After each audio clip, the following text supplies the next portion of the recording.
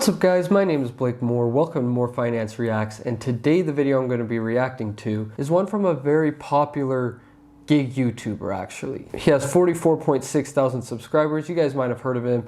The channel is Gig Nation. And so they put out a video about a year and a half ago actually, and it's titled How to Make $40 an Hour Driving for Doordash.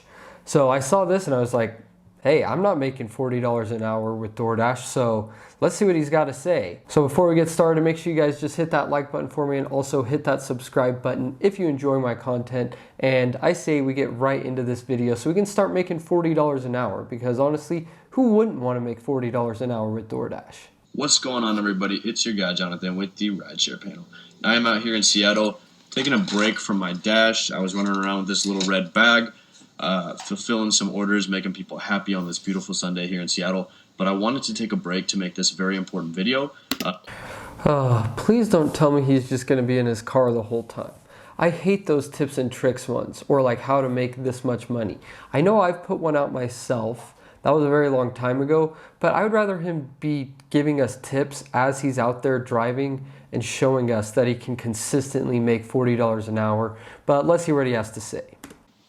I've been doing really well with Doordash lately, making a lot of money and higher than what I expected. And I hear a lot of people saying that they're not even breaking even, or it's not that much money, and they're kind of upset about it. So I wanted to show you guys these 5 steps that I follow when I'm dashing to make $40 an hour here in Seattle. That varies by market, but generally you are going to make a lot. I'm glad he said that. So I know he's dashing in Seattle. That's a good market, and I like how he said it varies market to market. So he's already doing a good job. Per hour if you're following these steps. So make sure that you tune in and watch all of these, because there's some stuff on here that you might not think about, and I guarantee that if you're following these steps, you are going to be maximizing your earnings with DoorDash. But before I get into that, I just want to say thank you to all my subscribers, everyone that's leaving comments and asking questions via email. Y'all are doing a lot to kind of keep me positive and keep me going on this, and it's so great that there's so many people out there that are really engaged in the channel. If you're not yet, make sure you subscribe down below so that we can hang out and talk about the best ways to make more money with rideshare and the best opportunities that you're not going to be seen on a lot of these other channels that are just kind of repetitive. So make sure that you do that now, that you subscribe to the channel, and then let's go ahead and hop into these 5 ways to make $40 an hour with DoorDash. So the first step on here is kind of the most obvious. Everyone knows it, but I have to hit it because it's something that just needs to be ingrained in your head, and you need to think about every time that you sign on to DoorDash. So the most important thing about dashing is to be in the right location. And a lot of times you get tricked by the surge map and you kind of head downtown because the surge is the highest. But downtown is usually not the best place to be picking up orders because it's hard to park. You can get hit by parking tickets, and that takes a huge toll on your earnings.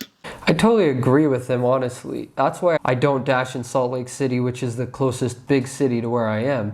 I just dash in a suburb. There's rarely any traffic. Parking is super easy. I've lived here for 11 years. I know where everything is, different back ways to go if there is traffic. So it really just comes to knowing your market the best you possibly can, not necessarily driving to the busiest area. And a lot of your deliveries are going to be to apartments, which means you have to go inside. Totally agree with that too. Apartments in the city are so much worse than just delivering to normal houses and the occasional apartment in the suburbs. Because usually apartments in the city, they're way more floors and they're way harder to get to, way harder to park in. And so I just steer clear of it altogether. For someone to let you in, then go up an elevator to the 15th floor. And by the time you've done all that, it's been an hour and you've only done 1 delivery. So the idea is to find really busy neighborhoods in your area that have a lot of demand. And so for me here in Seattle, it's the U District, because there's a ton of students. They're out here, they've got like an allowance or whatever with their parents' money, and they're studying, so they're spending money to have someone deliver them food while they're studying. And for me, it means that I'm getting a lot of orders that are in this like hotspot, and I end up getting a lot of more batch orders there, and it tends to be very busy for me, so I don't have to do a lot of apartment drops. When they are apartment drops, there's some zoning in that area, so it's like max 20-story apartments. It's not too much of a climb for me to get up there, and generally speaking, this is my best area, so I try and stay in that area.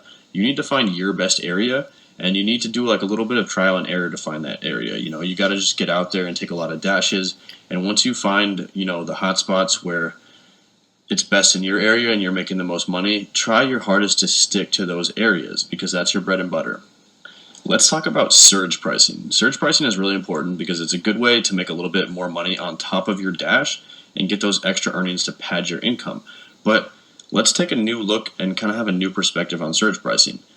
For me, if I'm not making at least $3.50 or $4 plus per delivery, then I don't even care about surge pricing. And here's why. You have to maintain an 80% acceptance rate. Wait, whoa. If he's not making $3.50 or $4, does that mean he's taking those orders? Let's see what he says again. For me, if I'm not making at least $3.50 or $4 plus per delivery, then I don't even care about surge pricing. And here, That's so low. There's no way he's hitting $40 an hour delivering orders that low a payout. Let's see what else he has to say. you have to maintain an 80% acceptance rate when you're dashing during surge times in order to qualify for that surge. But That's not true. And I know this video was put out almost 2 years ago, but I was dashing during that time. You didn't have to have an 80% acceptance rate. Maybe you did in Seattle. I don't know. That's interesting. a lot of times you end up getting orders that take you out of that location or that zone you're in, your hotspot, and far away to a new neighborhood where you're not easily going to get a dash. You also get a lot of dashes thrown your way that are going to be long distance. So unless you're making, $3.50, $4, $5 per dash extra, it's not worth taking those orders that you normally wouldn't take. So if you're on a So is he saying $3.50 or $4 bonus, like $3.50 or $4 peak pay? Then he doesn't even take those orders? I don't know. I'm a little confused by what he's saying. surge or a $1 surge, you shouldn't be trying too hard to maintain that 80% acceptance rating, because taking those rides that are going to lower your hourly average aren't really doing enough. That $1 surge isn't worth it to take those rides you normally wouldn't be taking. So focus on those high surges, and otherwise just don't even worry about it. This will end up having a huge positive impact on your bottom line as a DoorDasher. If you're not delivering during a surge time, be very picky about your orders. So I'm going to show you guys a dash I did Wednesday. I kind of think the opposite. If you're dashing during peak pay, then you can be more selective because you know every order has that bonus on it. If you're dashing during normal times, it's kind of like take what you can get, in my opinion, because it's harder to be more selective when you don't have that peak pay. So, I don't know. I dashed for just under an hour and I made $39. I did this with only 2 surge deliveries, and they were $2 extra deliveries. So during this dash, I wasn't actually worried about the surge, but I ended up making $40 an hour because I was very slow. So he made $40 in 1 hour. Not really $40 an hour driving. How to make $40 hour drive. I mean, his title's kind of interesting. I don't know if he's talking about make $40 an hour or make a $40 hour. Like, if he didn't have, look at this. If he didn't have that one Azili's famous chicken for $15.48, he would have not made that good of money at all. I don't understand that. Does that mean all of those other orders, like the Burger Master, whatever the heck that is, and the Chipotle order, were all no tip orders? Because if he has $4 peak pay right here, okay, maybe just one of them was, because it shows till 7:30, and it looks like this was from about 7:12 to 8:10. So maybe only this order was a part of the peak pay? I don't know. That just seems like luck. Like anyone can have one $40 hour. I don't know. Let's see what else he says. I wasn't actually worried about the surge, but I ended up making $40 an hour because I was very selective about deliveries. And so what you need to be thinking about is, one, what is the distance on these deliveries? If it's more than 3 miles, you're probably leaving the hotspot where you're getting a lot of good orders, and that distance traveled is going to take a lot of time. So, you're not going to be making as much money per hour if you're traveling that long distance. You also want to make sure that you're only accepting orders that are large ticket. So I think of large ticket as $25 plus, maybe even $30 plus per order. And these are the deliveries that you're most likely to get tipped on. So it's not really that easy to get tipped as a Dasher, but you can definitely increase the level of those tips by... It's not easy to get tipped as a Dasher. Is he talking about like cash tips maybe? I don't know. only accepting bigger orders.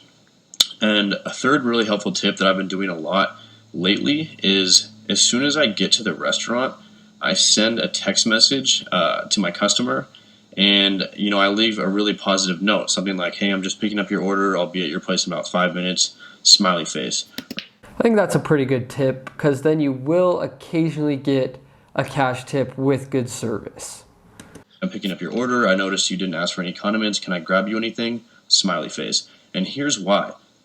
In the Doordash app, one of my least favorite things about it is that customers are asked to leave a tip before you actually show up. So you can't make a positive impression and be happy, be positive, leave that impression that's going to end up getting you a bigger tip.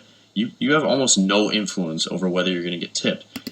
Exactly. That's what I've been trying to explain. That's why I'm confused what he said before. Like it's hard to get tips as a DoorDash driver when it's just baked into your payout anyway. So maybe he was talking about extra or cash tips. And to the person on the receiving end, you're not really even a person at this point. You're just the back end of an app.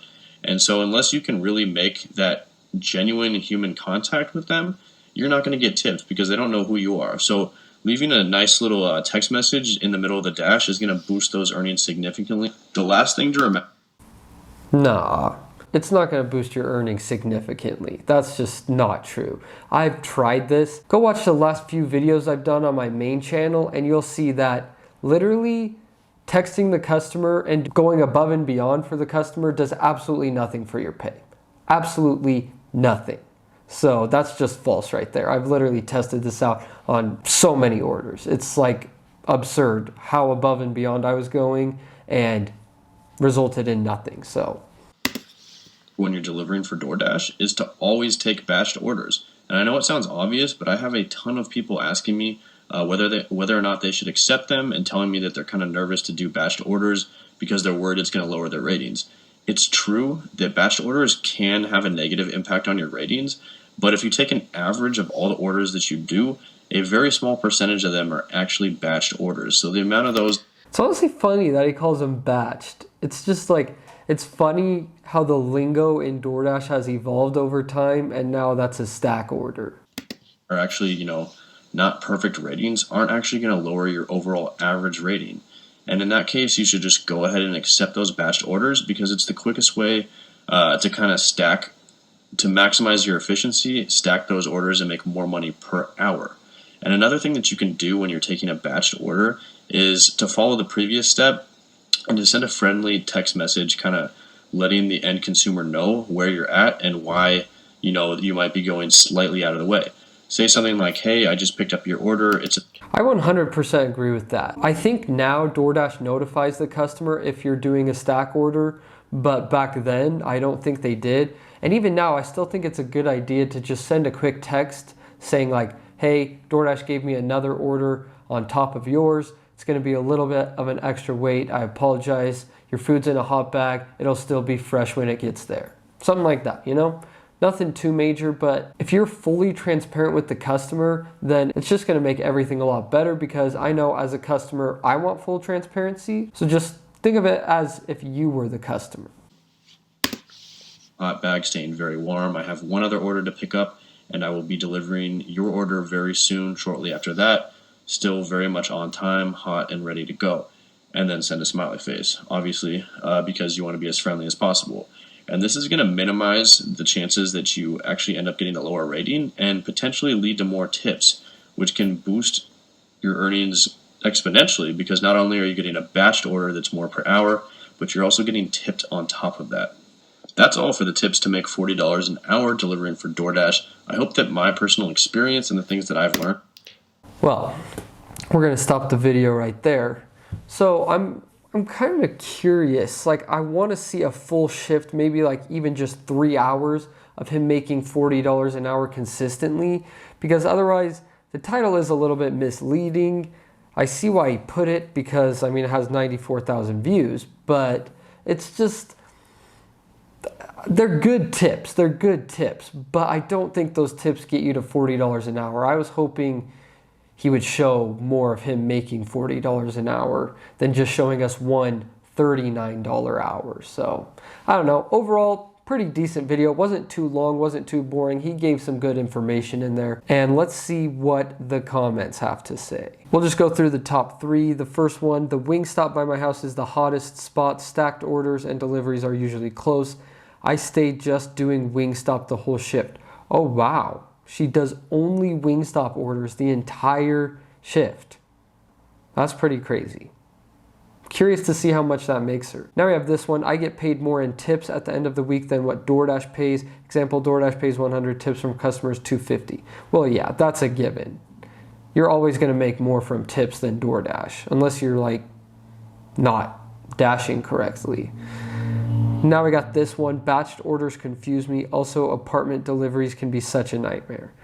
It's so funny. Batched orders, like, it sounds like freaking Instacart or something. That's just, it's so funny how it's changed over time. Well, anyways, there we have it. Hopefully you enjoyed this video. If you did, make sure you hit that like button for me, and also hit that subscribe button. And also, if you guys want me to react to any videos you find, make sure to send them to my email or just comment them down below. Just send them to me some way, because I'd love to react to some of the videos you would like to see me react to. So make sure you do that, and as you guys know, you're the best subscribers in the entire world, and I'll see you guys next time.